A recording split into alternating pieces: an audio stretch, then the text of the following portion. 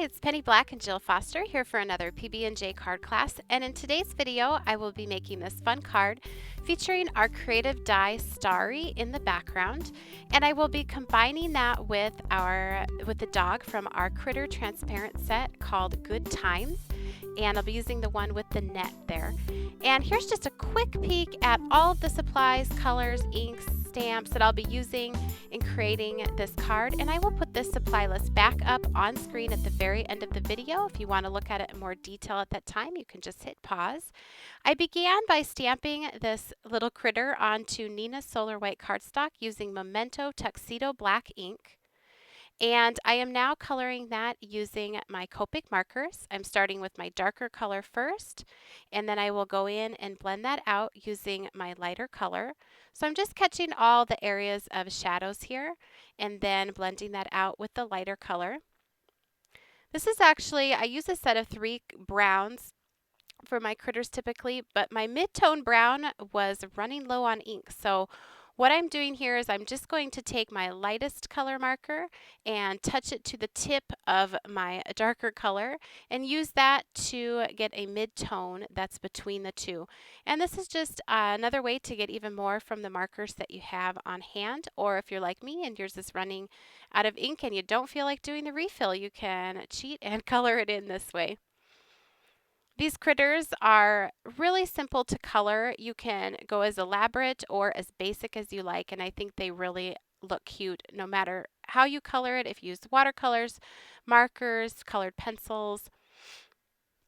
Now for this stamp, I'm going to just use the dog and the net, so I'm not going to color the butterflies that he's catching. I'm going to add just a touch of a turquoise color here on the net, nothing too detailed. And then I will fussy cut this image, which really, if you look at it, is quite simple, and I don't bother going around really close on all the edges of the hair, on like the tail or his belly. What I do once I'm finished is just take a Memento marker in the color of Tuxedo Black, use sort of the side of the brush tip to go around the edge, and that will hide any imperfections in your cutting or any areas that you didn't want to bother cutting out perfectly. And then I'm also going to take a Gathered Twigs ink pad and a ink applicator tool with a foam pad and just pounce that around the outer edges. And again, that just covers up any imperfections, and it will look like you're the best cutter in the world, even if you are not. Now here's that awesome starry die. There's so many different backgrounds you can make with this. You just place it on your cardstock, run it through your machine like that, and that is the background that you get. It is so fun. I think that it has the look of confetti. It could also be used for birthday cards. Now for my sentiment, I am combining the Chase Your from the Grateful Heart transparent set and the Creative Die Dream from the Envision Creative Die set. So I did just go ahead and cut the Chase Your portion of that stamp away. It'll go back together if I want to use it with the rest of the stamp. And I'm going to emboss this onto my background. And my background is Neenah Solar White cardstock. It's a nice smooth cardstock for stamping, embossing, and also applying inks. The embossing powder that I'm going to use is this Wendy Vecchi color. It's called Sky Blue. It's a Ranger embossing powder. It embosses beautifully, even with this very detailed, small little portion of the sentiment. I heat that to set it, and now I'm going to begin inking my background. I'm using Memento inks. The first color is Danube Blue, and I'm applying those using a sponge applicator tool. And I'm starting light, and then I will darken up the color.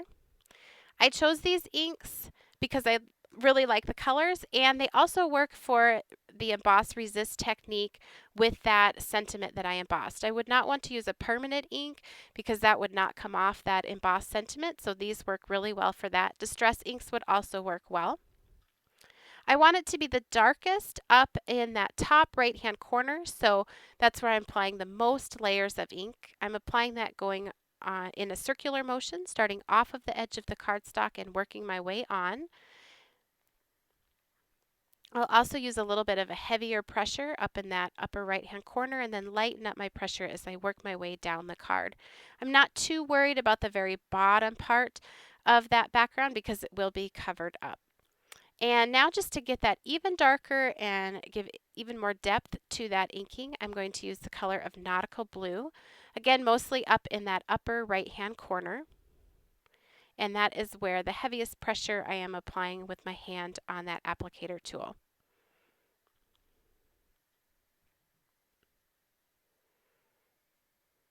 I also want to be sure to get that nice and dark over that embossed sentiment so that it shows up well on the background. Now I'm going to use the color of Viridian for this background, and I just picked this particular archival ink because I love this color, and so there's no other technique other than applying the ink where it will be showing through on those stars. And I'm doing that with an ink blending tool and a foam pad.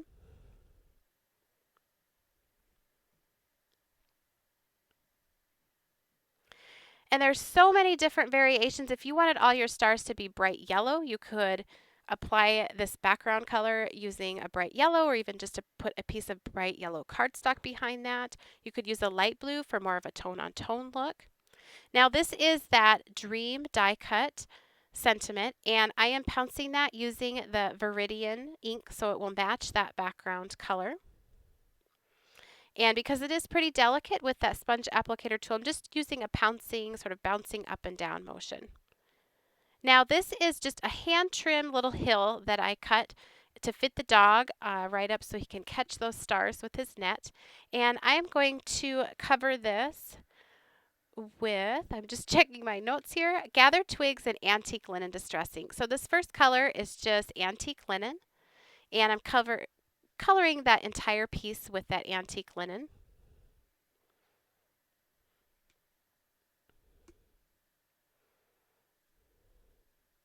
I'm just applying a few layers to darken it up, and then I will take the Gathered Twigs Distress ink here and just lightly pounce that along that edge just to give it a little more variation and define that line once it's layered onto the background.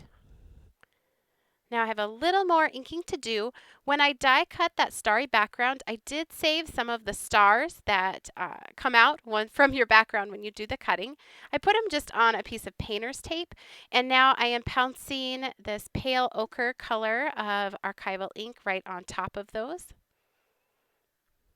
Now I'm going to take an X-Acto knife and just carefully cut a little slit here on his net. Now if I was doing this again, I'd recommend actually cutting this little slit on the net before you fussy cut the dog. That'll just make it a little bit easier to do because you won't have so many little delicate pieces. But it works if you forget like I did. And I'm taking one of those stars and sliding it into that little slit so it looks like he's caught one in his net. And then once I have it in, I'll just put a dot of glue behind it so it doesn't fall out. And we're ready now to start assembling the card. For this background, I'm just going to put some double-sided tape. You can use whatever type of adhesive or tape runner that you like to use. Now, this is a standard size card, and I'm just working on the background piece that has the greenish turquoise color. That's just a flat piece of paper, and once I'm all done with the card, then I will mount it to a note card. And right along the edge of the starry die, I'm adding just some very tiny dots of liquid adhesive and a few within the center of that die, just to be sure that it stays nice and flat onto the background.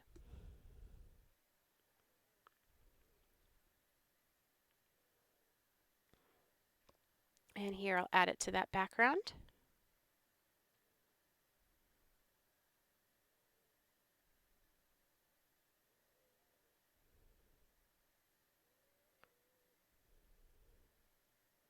And give it a second to be sure that everything is sticking well.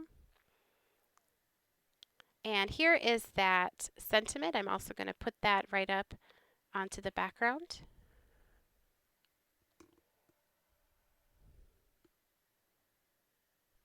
Just using a few dots of glue.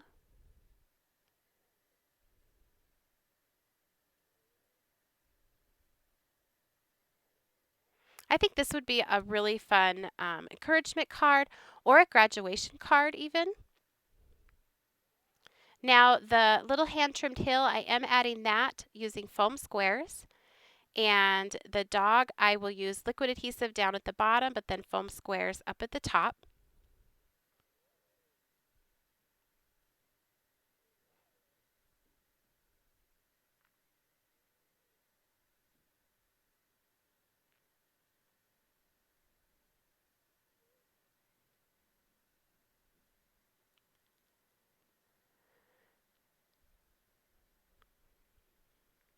Now I'm going to take some more of those stars and add them, just inlay them into this background piece. So you don't have to do them all. And they're very easy to fit in. There's either a large, medium, or a small size, and they will all fit no matter where they came from in the die. So you don't have to keep track of where they go, just the different sizes to glue in there.